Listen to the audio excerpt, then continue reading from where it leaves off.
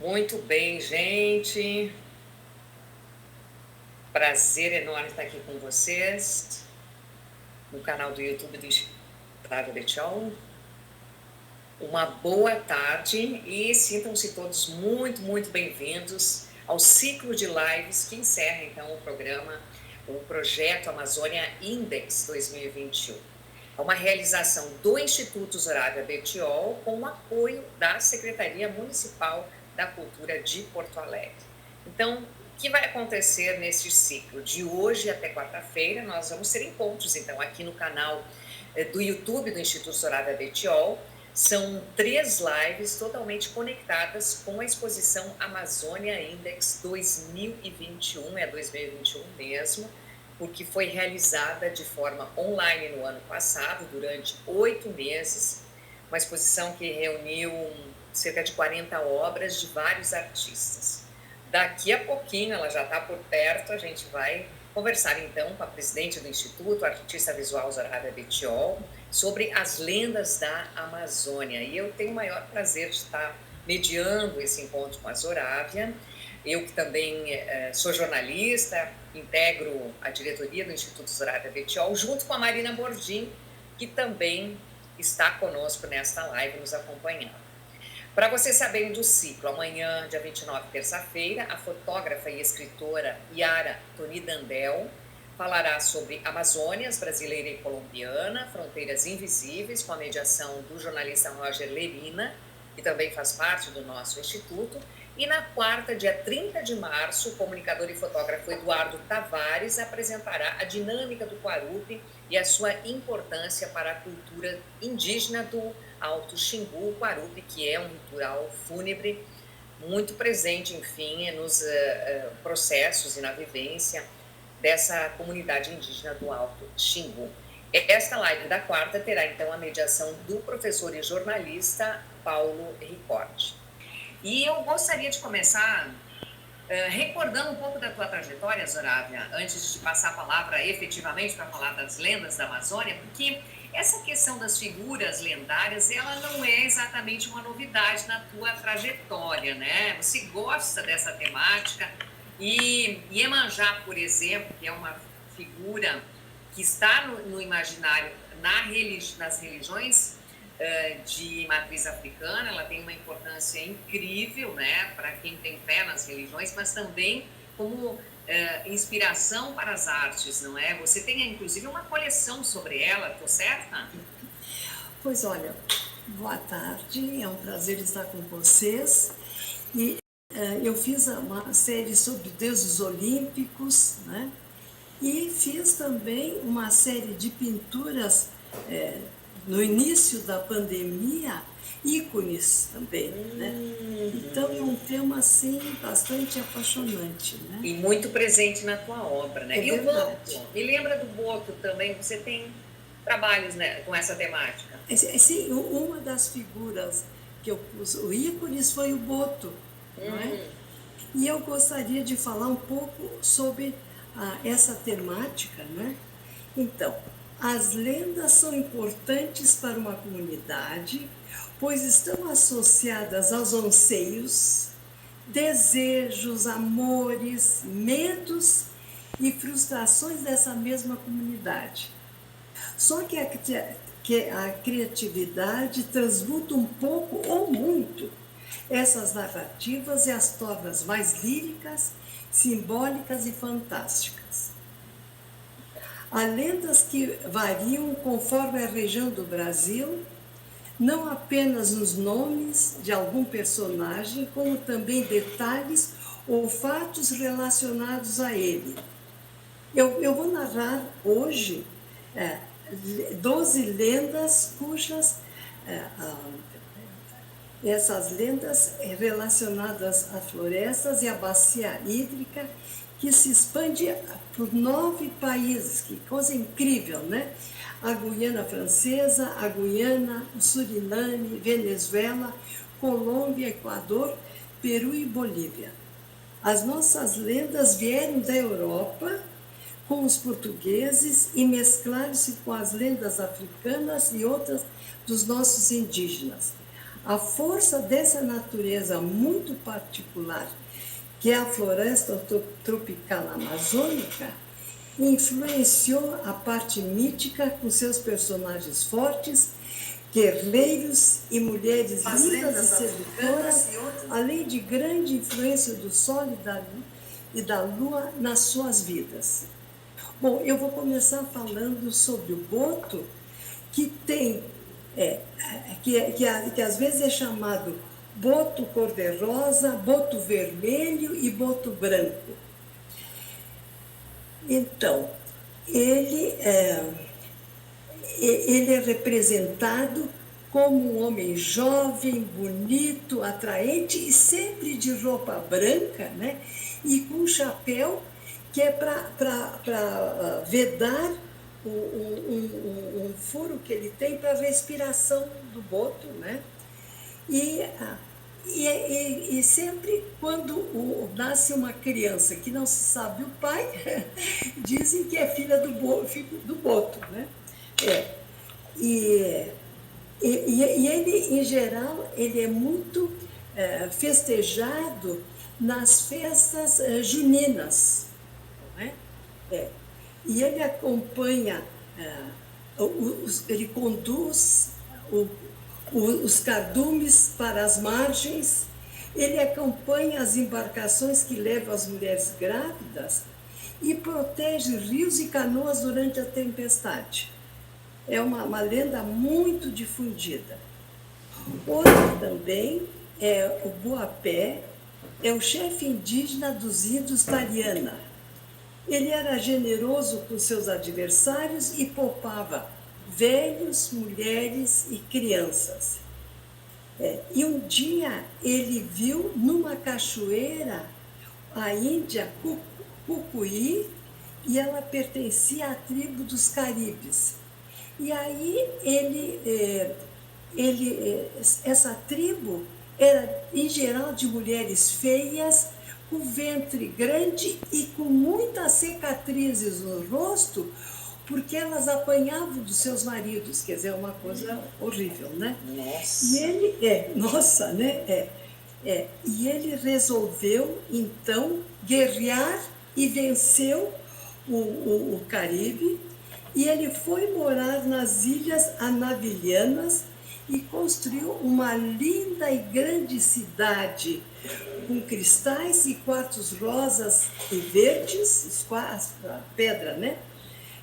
E o rio Cairaí, maior afluente do Negro, é chamado Boapé em homenagem a esse lendário guerreiro. Agora, como essas lendas, vocês vão ver, são muito fortes, algumas, né? Então, elas fazem parte desse imaginário, dessa região muito forte também, né? Que é a Amazônia. E que tema atual, você falava antes da violência contra a mulher, que tema bem atual, Zoraida. Gente, tem até incesto, daqui a pouco vocês vão ver também, outra lenda, né? Agora, o Curupira também é uma lenda muito difundida, que é uma figura, ele é representado como um menino com pelos e que tem um olho na testa, um nariz pontiagudo e os olhos, alguns dizem que tem os dentes verdes, outros dizem que ele tem os dentes azuis, né? E ele é casado com Cassi, que é a mãe da mata, né? E ele tem os pés virados para trás, e isso confunde muito quem persegue ele, ele sempre dá um jeito de se livrar, né? Então, ele é o demônio da floresta, protege as matas e os caçadores. Porém, quando há, então, alguma matança de animais por maldade, ele, então, como é que eu vou dizer? Ele se vinga dos caçadores, confundindo que eles se percam nas florestas, não é? Por conta dos pés virados. Isto, né? e ele aparece muitas vezes montado num porco do mato. Não é? Bom, o Dué é outro duende do mal. Gente, que loucura, né? Da tribo Tariana, ele resolveu secar a terra com o sol, com um incêndio, né?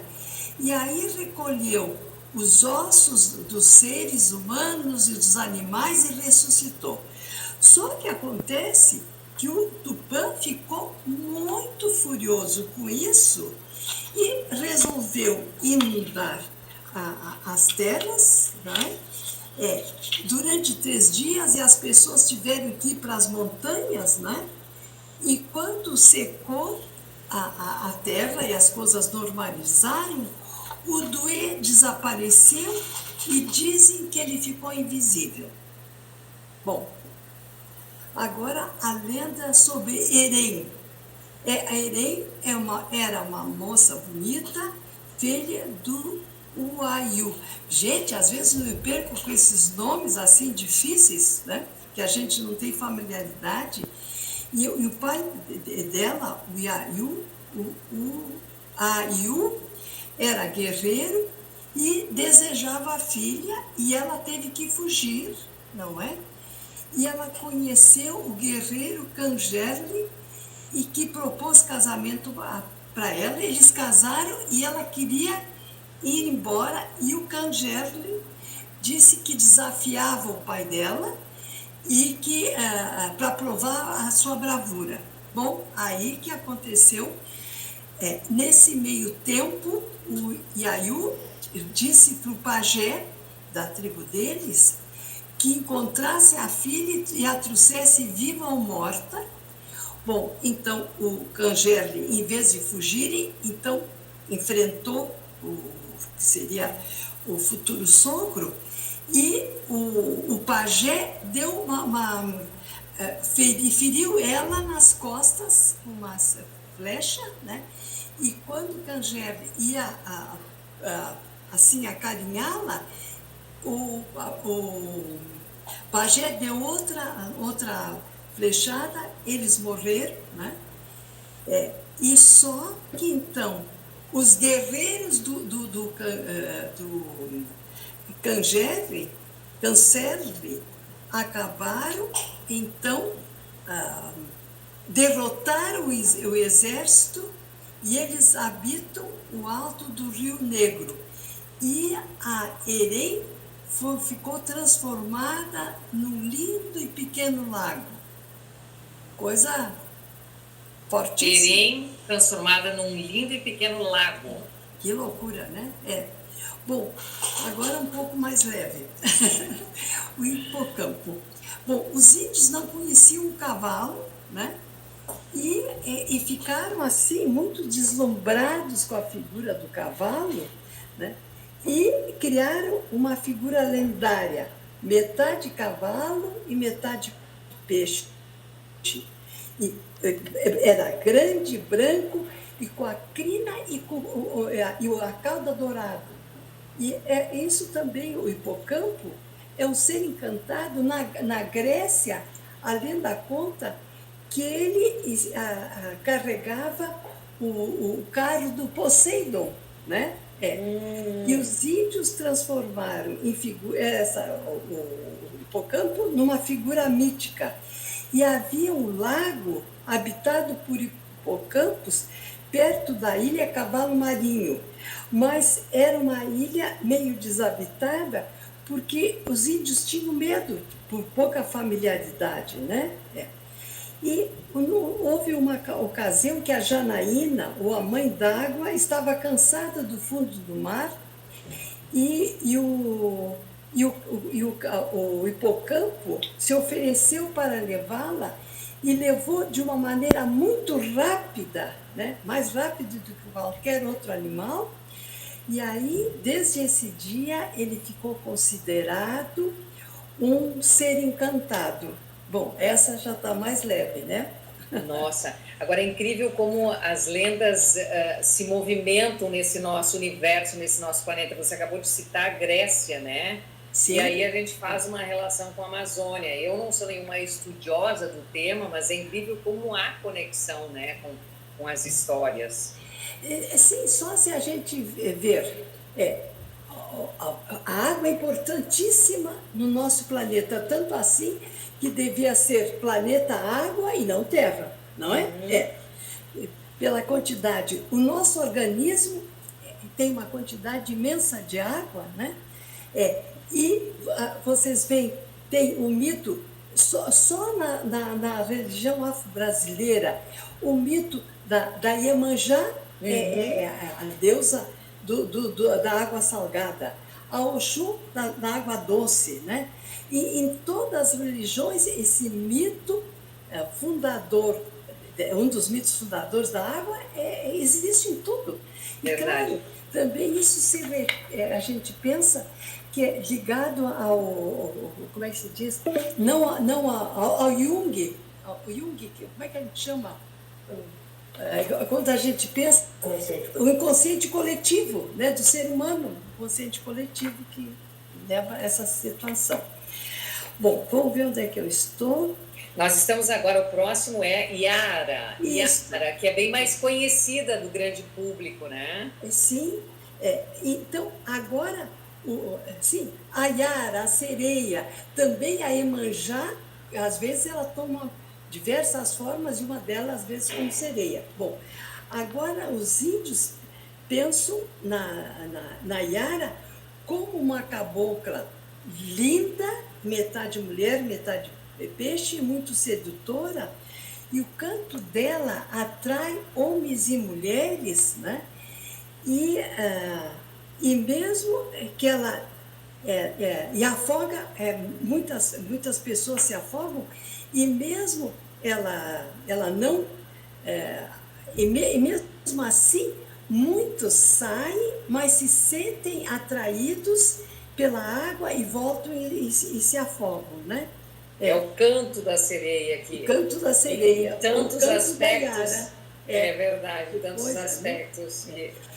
E ela é responsável por cavar as ribanceiras dos rios, ela atrapalha a navegação de pescadores e plantações de milhos e mandiocas. Não sei por que ela atrapalha tanto, né? Bom, isso aí, não nesse momento, mas eu tenho, a partir dessas lendas, perguntar para uma pessoa bem entendida no assunto algumas perguntas que eu gostaria de alguns esclarecimentos, sabe? Bom, sim. Agora, a outra é a Jaci, é a mãe dos frutos e tudo que tem vida vegetal. É esposa, né? Então, nós temos uma versão que ela foi criada por Guaraci, o Sol, uma versão, né? E toda vez que ele abriu os olhos, já se sumia. A outra versão, que o guerreiro Guaraci apaixonou-se por Jaci, pela lua, e queimou de amores por ela. E a Jaci também se apaixonou por ele, e a forma dela era chorar. Bom, acontece que, então, estava uma situação muito delicada, porque eles inundavam o mundo e queimavam o mundo. Aí eles resolveram se separar, né, e se separaram para ter mais equilíbrio no mundo. Só que as lágrimas da Jaci deram origem ao rio Amazonas. Olha que lindo, né? Muito. Deram origem ao Amazonas. As lágrimas, isso. Bom, Rudá, o deus do amor, em Tupi-Guarani, era um guerreiro que morava nas nuvens e criou o amor no coração dos homens. Ele contava com a ajuda de Cairê, a lua cheia, e Catiti, a lua nova. E agora tinha uma cobra também que protegia as moças virgens e devorava as não virgens. Que coisa retrógrada, que coisa terrível, né? Bom, A virgindade sempre sendo um mito, né, Zorávia? que bom que mais modernamente isso está acabando. Mas Acho que sim. historicamente demorou milênios, né, gente? É Que verdade. loucura. É um processo longo. Isso aí. Depois, o tapiora era uma anta-cachorro ou anta-onça que vive nos charcos e igarapés do Rio Madeira, que é um afluente do Amazonas. Ele ataca pescadores e marisqueiros e tem um cheiro horrível, né? Então, também é uma figura bem importante no imaginário dele, né? Bom, agora o Irapuru. Incrível, o Irapuru é um pássaro também, né? É um pássaro e assim, a lenda conta que ele atrai sorte e bons negócios se enterrado na porta da casa. Eu vou enterrar um Irapuru aqui, gente. Façam o mesmo. Vou te contar uma coisa, eu moro num edifício que se chama Uirapurus. Que maravilha! Olha que lindo. Muito. A sonoridade eu acho linda. Também. E o nosso maravilhoso Vila Lobos criou, né, uma composição como se diz, de música baseada no Irapuru. Bom, a lenda conta que as amigas Noêmia e Jussara eram apaixonadas pelo índio Peri. E o Peri não se decidia. E o pajé sugeriu que elas matassem um pássaro voando. A Moema foi derrotada e fugiu para a floresta e ficou muito triste. E o Tupã a transformou em um pássaro belo e com um canto maravilhoso para que ela pudesse afogar as suas dores. Que lindo, né? Bom, a Vitória Régia é a última lenda, né? Então, a Nayá era uma linda índia e se apaixonou por Jaci, a lua, né? Jaci se transformava em homem e escolhia uma jovem virgem, desposava e levava para o céu. E ele não dava bola para Jaci, não dava importância, né? E ela perseguia ele e depois acabou assim emagrecendo, não comendo. E uma vez ela viu a imagem da lua, do Jaci, refletido na água, e ela se atirou pensando que fosse encontrá-lo, e ela acabou morrendo, né? E o Jaci aí transformou ela em uma estrela dos rios, e que é a bela Vitória Régia, que se abre em noites de lua cheia. É lindíssima a Vitória Régia, né? Ela é bela demais, né? Eu conheci a Vitória Régia, nunca estive na Amazônia, no Jardim Botânico, eu acho que foi na Holanda, gente, né? Que coisa! Sim, aí com a temperatura toda bem adaptada, né? Eu conheci, Zorávia, é lindíssima, assim, no local dela, no habitat dela, é mais lindo ainda, é encantadora a Vitória Régia. Eu a conheci lá perto de Manaus, perto do encontro do Negro e os Solimões. Bonito, sim. Bonito demais, emocionante. Que coisa! Agora, como nada é estático no mundo, eu penso que mesmo as lendas, talvez elas vão se transformando, as sociedades vão se transformando e tudo pode ser que perca um pouco esse cunho muito machista, né? Esse cunho também de incesto, toda essa parte assim, bem forte, né? Zorávia, me conta uma coisa, porque eu queria retomar, hoje a gente está fazendo esse ciclo, fecha o projeto Amazônia Index. Eu sei que você tem assim, uma enorme ligação com o tema da natureza, da preservação das águas. Por que foi decidido fazer o projeto Amazônia Index? A gente podia resgatar um pouquinho isso, voltando? Sim, então, ele estava programado para ser presencial, como como se diz, o coronavírus, a pandemia se prolongou muitíssimo, né? Então nós resolvemos que fosse, ou não fazíamos nada, ou então fazíamos ele virtual. Então, foi o que aconteceu, foi feito virtualmente, né? Agora... Vocês estão escutando, eu aviso que é aqui pertinho de casa, mas não vai atrapalhar esse chiadinho. Sim, tá. Se quiser, pode pausar o microfone um segundinho. Acho que pode ajudar. Verdade.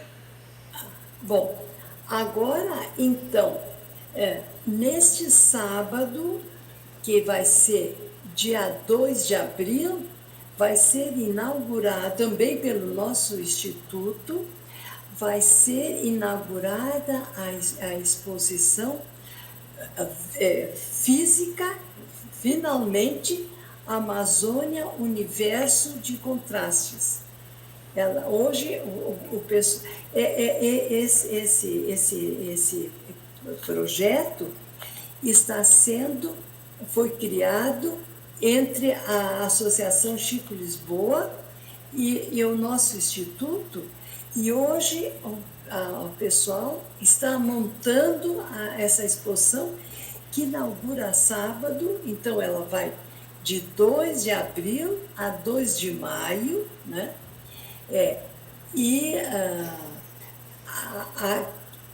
Assim, aqui no meu instituto, na minha galeria, que fica na Rua Paradiso Biache se escreve, mas se pronuncia Biache, 109, que é em Ipanema, né? E a inauguração vai ser das 16 às 19 horas. Né? Neste sábado agora. Vai ser um prazer imenso que as pessoas venham para conhecer. São 26 artistas e quantas obras? 26 artistas na galeria. E 40 e poucas obras. Né? Que fantástico. Agora não foi feita com curadoria, houve uma comissão que escolheu as obras, né? Então passou por um júri, e teve também um grupo têxtil que trabalhava desde o ano passado sobre o tema Amazônia. Então, nós convidamos esse grupo têxtil, que também então participa como convidado, porque no nosso regulamento tinha que ser obras feitas este ano. Mas então os testes são convidados. Zorávia, não, os animais fazem parte. Os animais, cada um tem o seu bichinho de estimação. Vocês estão ouvindo o meu aqui, que adora interromper as lives. Depois eu mostro para vocês. Mas eu queria te perguntar, Zorávia, assim, uma sequência do projeto Amazônia Index ou não? Como é que a gente pode dizer? Estão conectados? Porque a temática é essa, né? Essa exposição que inaugura presencial agora no sábado, Amazônia Universo de Contrastes. A relação com o projeto Amazônia Index 2021 foi virtual? Bom, elas são o tema é o mesmo, mas os enfoques foram diferentes. Na outra teve muitas fotografias, nessa tem menos. E nessa tem, então, tem desenho, tem pintura, tem arte têxtil, tem escultura. Então, essa é outra concepção, não é? O que as une é a temática. A temática e a importância brutal que tem, né, esse tema, não só para o Brasil, não só para a América do Sul, mas para o mundo, porque esses nossos governantes estão fazendo coisas descabidas, genocídio de indígenas, né? Grilagem, desmatamento. né? E o nosso, a pessoa que nós temos na presidência, fecha os olhos e deixa a boiada passar. Né? Isso não pode, então, né? São coisas criminosas que é importante que o grande público tenha conhecimento e consciência disso e que nós temos que nos opor, não é? E que os governantes também se unam, que as crianças, que os colégios abordem esse tema, sabe? Então, eu vejo que é um dos temas mais palpitantes, porque tem o prejuízo climático. Aqui no Brasil, nós sentimos, há poucos meses, aqui como se diz, uma estiagem brutal que prejudicou os animais, os seres humanos e a vegetação, né? Os alimentos, a agricultura. Sim, terrível, terrível. E as inundações em outros estados, gente. Lugares que normalmente sofriam pela seca, né? Pela estiagem. Claro. Agora, se fosse uma situação mais normal, nós teríamos, porque é uma coisa poética, mas real, que seriam os rios voadores, que ajudaria a ter equilíbrio, que vem da Amazônia até a Terra do Fogo, gente. Sabe? Essa consciência é necessária, o cidadão se apropriar disso, ou seja, no momento que desmata a floresta, ela tem reflexo em todo o ciclo da natureza, a seca pode atingir espaços que hoje estão produzindo grãos, né? Então, é a conexão, tudo é muito conectado. Se agride de um lado, a resposta da natureza virá em algum outro momento, geograficamente pode ser um outro espaço. É incrível. Zorávia, você está vendo lá no fundo, também tem uma obra tua na minha tela, é a Solaris. Se vê um pedacinho, Se vê um pedacinho da Solaris. Deixa eu ver se eu consigo mostrar, deixa eu ver, vou virar um pouquinho. Quem sabe se abre a minha... volta para mim um pouquinho, Marina, corta para mim, que daí acho que é possível ver. É a Solaris, que também foi uma obra tua feita durante a pandemia. Lá, é verdade. Agora dá para ver, né? Sim. É um pouquinho escuro, mas acho que dá para acompanhar. Sim, é um pedacinho que se vê. Depois eu posso colocar a luz daqui a pouquinho. Tu não podia pegá-la e mostrar? Então a gente vê bem pouquinho. Certo, vou mostrar aqui pertinho. Eu vou sair, vou tirar o fone e volto já. Sim, é uma pintura acrílica que eu fiz. E esse tema também, para mim, Solari, é uma figura, né? Também ele é meio mítica, né? Com esses cabelos assim, se associa um pouco com os raios solares, né? Sim, e um pássaro, né? Também que é vida, é paz, é alegria, né? Tem essa temática. É verdade. Mas foi um trabalho teu também desse período da pandemia, né, Zorávia? Gente, eu de março até dezembro, eu participei de 20 projetos. Eu até queria ficar deprimida, me programei, mas não tive tempo. Não deu certo. Coisa. Deixa eu voltar aqui. Isso. O improviso faz parte, né? O improviso faz parte também das lives. Eu vou voltar no início eu comentei com você a respeito, comentei com quem nos acompanha na live, da grande mobilização do Instituto Zorávia Bettiol, que é para a recuperação daquela casa histórica no centro de Porto Alegre. Então, eu vou te pedir para você falar um pouquinho sobre isso. Eu quero devolver a Solaris lá para o fundo, para ela fazer parte do nosso cenário. Mas se fala um pouquinho, por favor, do nosso instituto, desse projeto, Zorávia. Bom, então, a Casa dos Leões, ela está abandonada há 30 anos, né? No Brasil, a gente dá ruínas para os artistas, né? Em outros países, a gente recebe prédios inteiros, não é? E, então, tem 4 arquitetos, né? Uma equipe trabalhando, finalizando o projeto de restauro, né? E que agora, no final desse mês, nós vamos apresentar para o secretário municipal de Cultura, Gunter Ax, que nos disse que tem uma verba para o restauro, né, desse prédio, e também tem uma parte que é uma pequena parte que vai ser nova e que os arquitetos fizeram muita sabedoria, que essa parte vai ser com vidro. Então, respeitar a parte antiga e a parte nova, né, de outro material, né?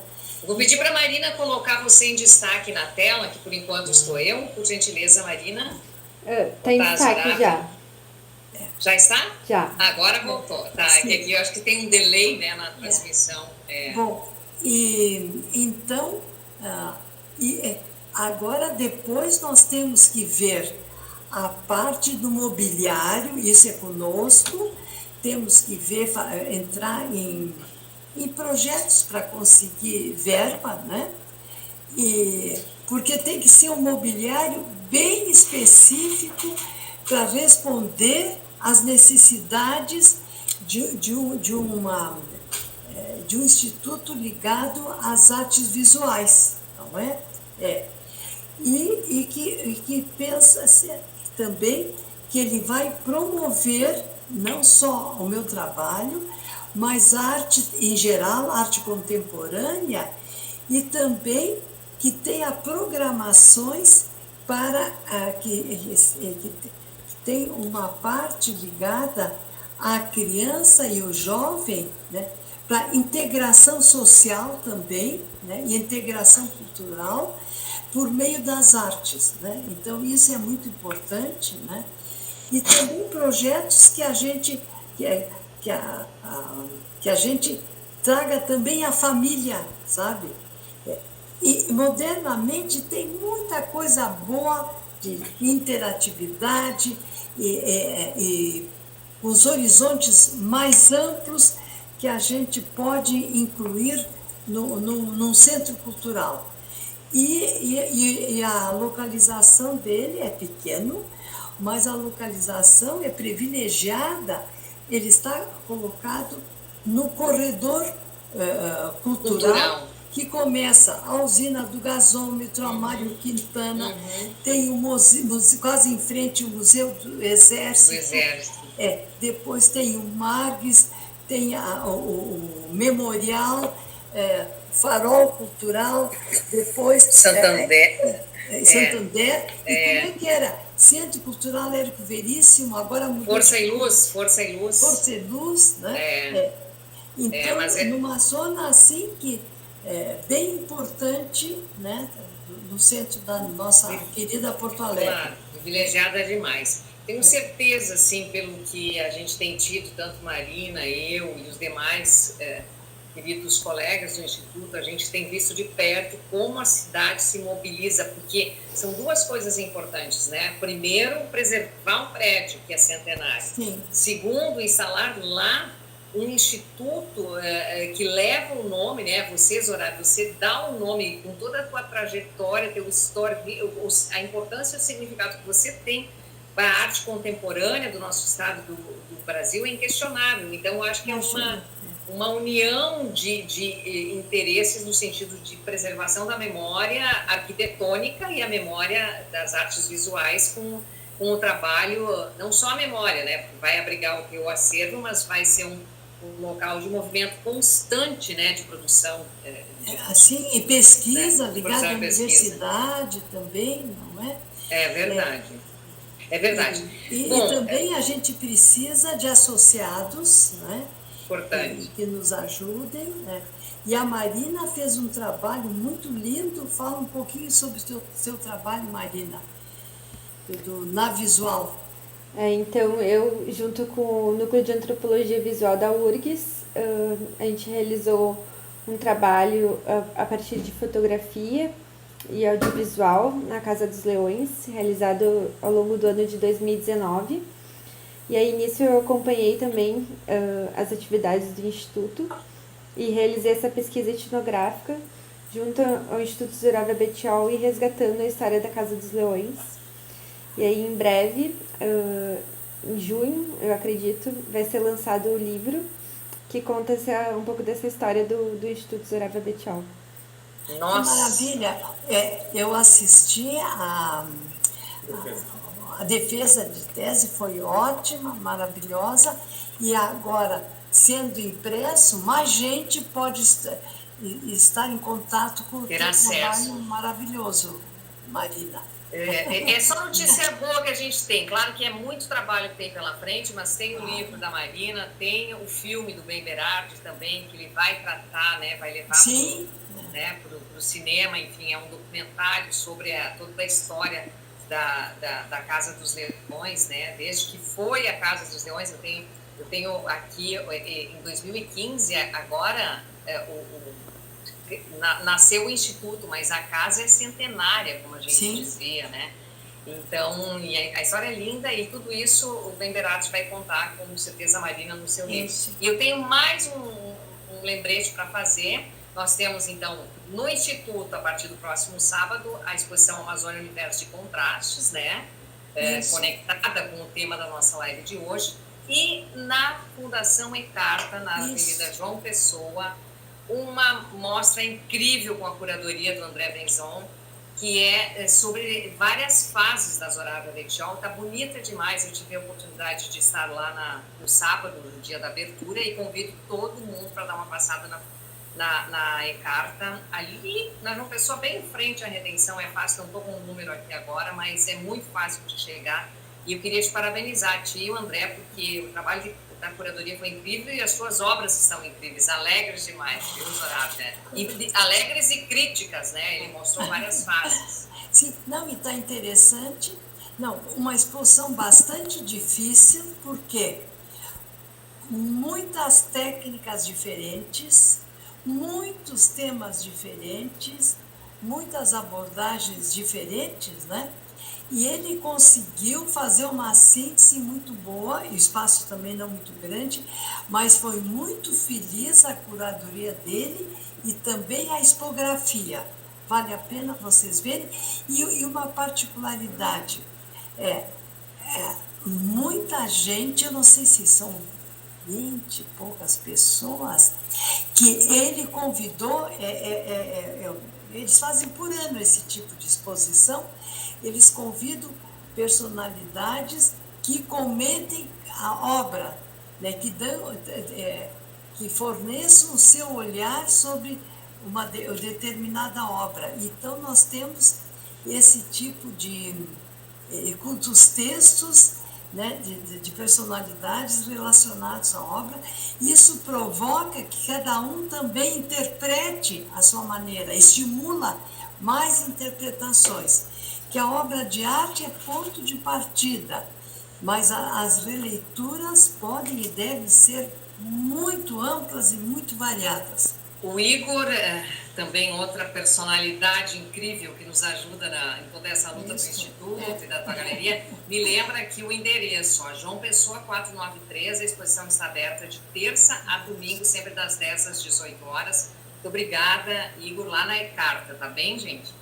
Zorávia, olha, eu quero te dizer que a partir de amanhã, então, amanhã e quarta-feira, são os novos ciclos. Marina, se tiver algum comentário, no YouTube você pode compartilhar com a gente, mas a verdade é que nós vamos seguir falando de Amazônia, vamos seguir falando até quarta-feira do projeto Amazônia Index 2021, que foi lindo, né, durante 8 meses, né? Durante 8 meses, reuniu 40 obras de diversos artistas, e essas lives, então, são o encerramento, né? Como a gente finaliza esse trabalho. Já está começando o outro, né, Isso. presencial. Eu queria te passar as palavras finais, se você quiser, enfim, nesse momento de despedida, fazer alguma manifestação. A palavra é sua, Zorávia.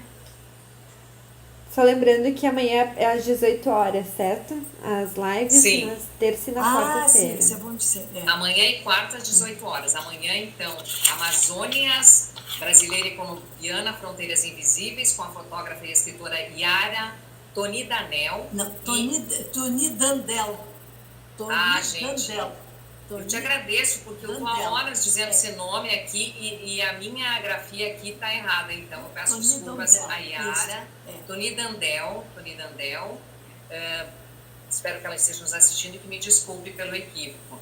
E na quarta-feira, o Eduardo Tavares apresentando a dinâmica do Quarup e a sua importância para o Alto Indígena, para a cultura indígena do Alto Xingu, sempre às 18 horas, amanhã e quarta.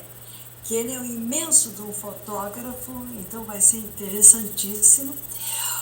Bom, uma palavra que as pessoas reflitam, pensem na nossa responsabilidade com relação a filhos e netos, que nós temos obrigação de deixar o melhor possível. Então, isso é uma responsabilidade que eu chamo prazerosa, lutar para entregar o melhor possível. Verdade. Eu penso, né? Todos nós. A gente deixa isso como legado. Você esteja certa, Zorávia, você já construiu e segue construindo um legado, e o teu entusiasmo realmente contagia todos nós que estamos com você nesse trabalho de construção ou de transformação da Casa dos Leões. Queridas, e obrigada pela participação de vocês, gurias, e obrigada pelo público que nos assiste. E que vai assistir. Um beijo grande. Gente, então eu agradeço, finalizando, um beijo grande, Zorávia, a todos que nos acompanharam hoje. E amanhã, às 18 horas, o assunto esse que eu falei com vocês, Amazônias, Brasileira e Colombiana, Fronteiras Invisíveis. Um abraço grande, vida longa ao Instituto Zorávia Vetiol. Tchau, tchau. Obrigada, tudo de bom.